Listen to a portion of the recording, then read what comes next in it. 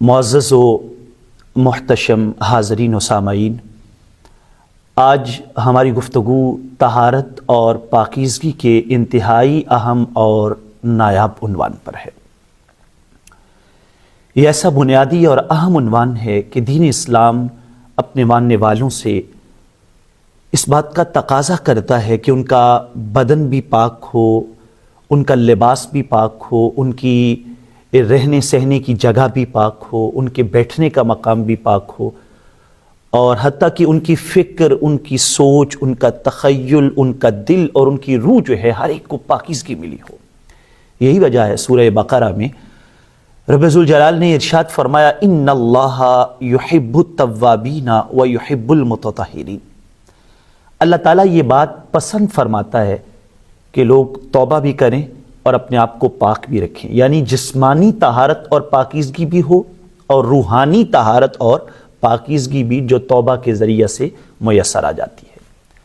اسی طرح ایک اور مقام پر سورہ توبہ میں خالق کائنات کا فرمان ذیشان ہے، ارشاد فرمایا فیہ رجال یحبون ان یتطہروا واللہ یحب المطہرین، یعنی مسجد قباء کے حوالہ سے کہ اس میں ایسے نمازی ہیں جو پاکیزگی اختیار کرتے ہیں، پاکیزگی کو پسند کرتے ہیں، اور رب ذوالجلال بھی پاکیزہ رہنے والوں کو پسند کرتا ہے۔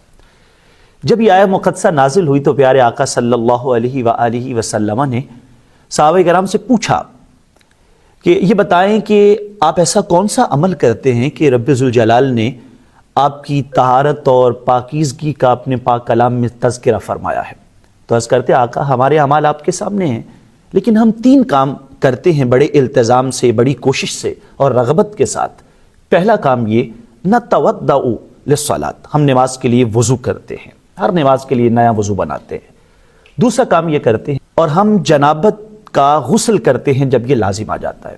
اور تیسری چیز ہوا نستنجی بالماء، مٹی کے ڈھیلوں کو استنجا کے لیے استعمال کرنے کے بعد ہم پانی کو بھی استعمال کرتے ہیں، یعنی طہارت کا خوب جزم اور التزام کرتے ہیں۔ یہ بات سن کے آقا دو جہاں صلی اللہ علیہ وسلم نے ارشاد فرمایا یہی تمہاری وہ خوبی ہے کہ رب ذوالجلال قرآن میں تمہاری طہارت اور پاکیزگی کو سراہ رہا ہے، تمہیں جو ہے وہ اس بات کے اوپر داد تحسین سے نواز رہا ہے کہ تم طہارت اور پاکیزگی کو خوب کوشش کے ساتھ اختیار کرتے ہو۔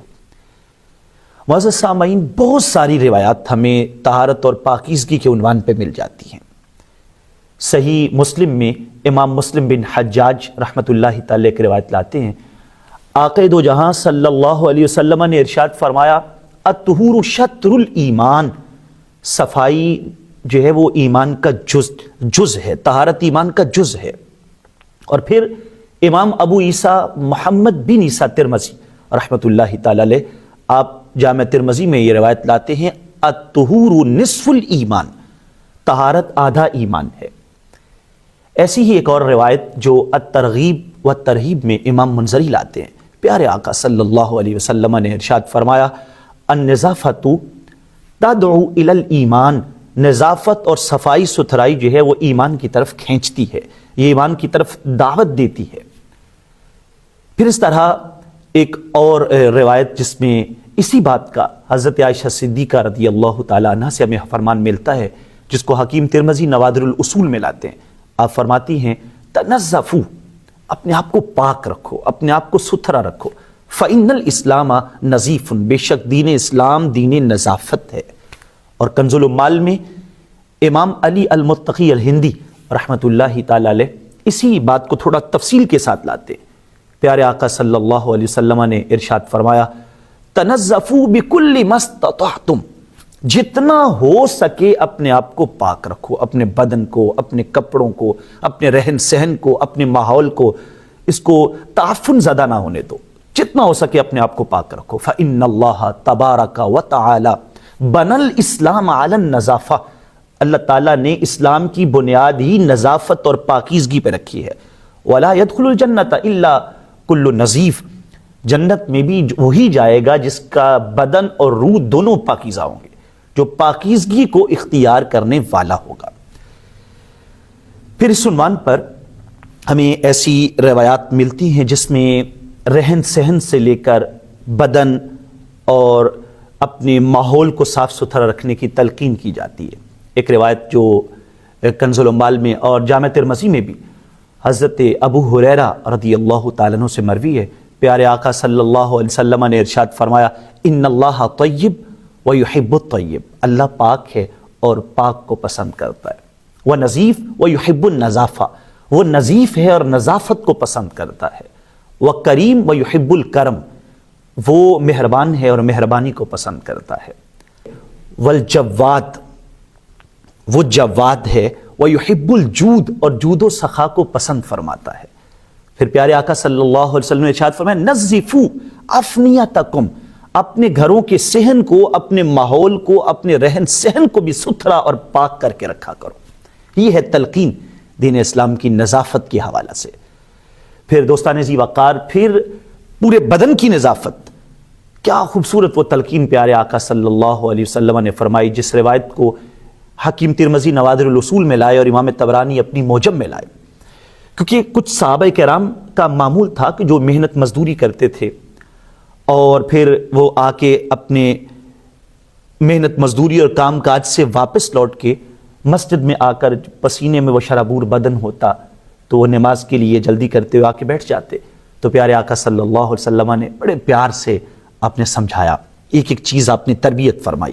آپ نے فرمایا، یاد رکھو کہ قصوا اظافیرکم، فرمایا اپنے ناخن تراشو، وادفنوا کلاماتکم، اور پھر جو ان ناخنوں کے تراشے ہوئے حصے ہیں ان کو محفوظ مقام پر رکھ دو یا ان کو دفن کر دو۔ اور تیسری چیز فرمائی، وَنُقُّوا بَرَاجِمَكُمْ، اپنے پور اور اپنے جسم کے جوڑ بھی صاف کرو۔ اب دیکھیے دین اسلام کتنا طہارت کا درس دینے والا ہے۔ پھر فرمایا، وَنَظِّفُوا لِسَاسَكُمْ مِنَ الطَّعَامِ، اور کھانا کھانے کے بعد دانتوں میں جو کھانے کا حصہ رہ جائے اس کو صاف کرو، اس کو نکالو، مسوڑوں کو صاف رکھو۔ اور طریقہ کار فرمایا، وَاسْتَاقُوا، مسواک استعمال کرو۔ اور پھر پیارے آقا صلی اللہ علیہ وسلم نے ارشاد فرمایا، لا تدخلوا علی کخرا بخرا، میرے پاس تعفن زدہ بدن اور متعفن لباس لے کر نہ آؤ، بلکہ خوشبو لگا کر اپنے آپ کو صاف ستھرا رکھ کے پاکیزہ کر کے اپنے آپ کو آؤ۔ یہ ہے تلقین۔ بلکہ حضرت ابو ہریرہ رضی اللہ تعالیٰ عنہ تو ارشاد فرماتے ہیں، امام الانبیاء علیہ السلام نے فرمایا، 5 چیزیں فطرت سلیمہ میں سے ہیں، کوئی بھی سلیم الفطرت بندہ ہوگا وہ ان چیزوں کو چھوڑے گا نہیں۔ ان میں سے پہلی چیز وہ ختنہ کرنا ہے، اور دوسری بات بغلوں کے بالوں کو صاف کرنا، تیسری بات زیر ناف بال صاف کرنا، چوتھی بات ناخن تراشنا، اور 5ویں چیز مونچھوں کو تراشنا، چھوٹا کرنا۔ یہ ہے دین اسلام کا نظام نظافت۔ اور پھر رسول پاک صلی اللہ علیہ وسلم کے فرامین سے ہمیں جو نچوڑ ملتا ہے اس حوالے سے یاد رکھیے، طہارت 2 طرح کی ہے۔ جس طرح حدث یعنی ناپاکی 2 طرح کی ہے، ایک حدث اصغر ہے اور ایک حدث اکبر ہے۔ حدث اصغر یعنی وضو کا ٹوٹ جانا، اور حدث اکبر غسل کا لازم آ جانا۔ تو اسی طرح طہارت صغرا بھی ہے اور کبرا بھی ہے، یعنی وضو ٹوٹ جانے کے بعد جو طہارت وضو کی صورت میں بنائی جاتی ہے وہ طہارت صغرا ہے، اور غسل لازم آ جانے کے بعد یعنی حدث اکبر لاحق ہو جانے کے بعد جو طہارت اختیار کی جاتی ہے یہ طہارت کبرا ہے۔ وضو کے اندر جو ہے وہ 4 چیزیں فرائض ہیں، چہرے کا دھونا، دونوں بازوں کا کوہنیوں سمیت دھونا، سر کے چوتھائی حصے کا مسح کرنا، اور اپنے پاؤں کو ٹخنوں سمیت دھونا۔ اور پھر باقی اس کی سنتیں ہیں، وضو کو ہاتھ دھونے سے اور کلی کرنے سے اور ناک میں پانی چڑھانے سے اس کا آغاز کرنا، اور سنتوں اور مستحبات کے ساتھ اس کو مکمل کرنا۔ جبکہ غسل میں 3 باتیں فرض کے درجے پہ ہیں، کلی کرنا اور غرارہ کرنا، نمبر 2 ناک میں پانی چڑھانا، اور نمبر 3 پورے بدن پر پانی بہا دینا۔ اور بدن پہ پانی بہانے کا مسنون طریقہ کار یہ ہے، دائیں کندھے پر، پھر بائیں پر، پھر سر سے لے کر پورے بدن پر پانی بہا دیا جائے۔ حاضرین محترم، جس طرح طہارت بدن کی ضروری ہے اسی طرح روح کی طہارت بھی ہے۔ حضرت ام معبد فرماتی ہیں، آقا دو جہاں صلی اللہ علیہ وسلم ایک دعا کرتے تھے، اللہم طہر قلبی من النفاق، اے اللہ نفاق سے میرے دل کو پاک رکھ، کبھی بھی نفاق میرے دل میں نہ آنے دے۔ وعملی من الریا، اور میرے عمل کو ریاکاری سے پاک رکھ۔ ولسانی من الکذب، اور میری زبان کو جھوٹ سے پاک رکھ۔ وعینی من الخیانہ، فإنک تعلم خائنۃ الأعین وما تخفی الصدور، اور میری آنکھ کو خیانت سے پاک رکھ، کیونکہ تیری ذات کی شان یہ ہے کہ تو آنکھوں کی خیانت بھی جانتا ہے، سینوں کے بھید بھی جانتا ہے۔ سمیٹوں گا اس حوالے سے بات کو. ہمارے نوجوان نسل کا شعار بڑا عجیب ہو گیا ہے. ہم انگریز کی نقالی کرنا پسند کرتے ہیں, اس سے چیزیں لیتے ہیں جی, وہ ان کا بڑا ڈسپلن ہے, ان کا بڑا نظام ہے. حقیقت یہ ہے کہ انہوں نے وہ تمام چیزیں جو ڈسپلنائز کیا ہے اپنے معاشرے کو مہذب کیا ہے, وہ چیزیں اسلام سے لی ہوئی ہیں. حضرت اقبال نے جہاں شکوہ میں یہ کہا تھا نا کہ قہر تو یہ ہے کہ کافر کو ملے حور و قصور اور مسلمان کے لیے فقط وعدہ حور, پھر جواب شکوہ کیسا دیا؟ کہتے شکوے کا جواب کیا آتا ہے, کیا کہا, بہر مسلمان ہے فقط وعدہ حور, شکوہ بے جا بھی کرے کوئی تو لازم ہے شعور, عدل ہے فاتر ہستی کا ازل سے دستور, مسلم آئین ہوا کافر تو ملے حور و قصور, تم میں حوروں کا کوئی چاہنے والا ہی نہیں, جلوہ طور تو موجود ہے موسیٰ ہی نہیں. یعنی وہ چیزیں انہوں نے مسلمانوں سے لی ہوئی ہیں.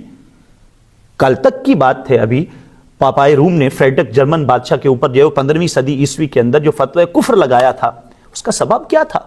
اس کا سبب یہ تھا کہ وہ جناب اور اسباب کے ساتھ صدی کی یہ تھا کہ وہ ہر روز نہاتا ہے. 2000 بندوں کو انہوں نے زندہ جلا دیا اس جرم کی پاداش میں کہ وہ ہر روز نہاتے کیوں ہیں. تو دوستان جی وقار, اگر وہ اپنے آپ کو مہذب کر رہے ہیں تو تہذیب اسلام سے لے رہے ہیں. اور افسوس کی بات یہ ہے کہ ہم اسلام سے تہذیب لینے کی بجائے ہم ان کی نقالی کرتے ہیں. حضرت اقبال نے کہا تھا یہ بت کے تراشیدہ تہذیب نبی ہے, غارت گرے کا شانہ دین نبوی ہے, بازو تیرا توحید کی قوت سے قوی ہے, اسلام تیرا دیس ہے تو مصطفی ہے. اللہ تعالی ہمیں اسلام کی اصول و ضوابط کے مطابق اپنی زندگی کو سنوارنے کی توفیق عطا فرمائے. آمین. وآخر دعوانا ان الحمدللہ وما توفیقی الا باللہ.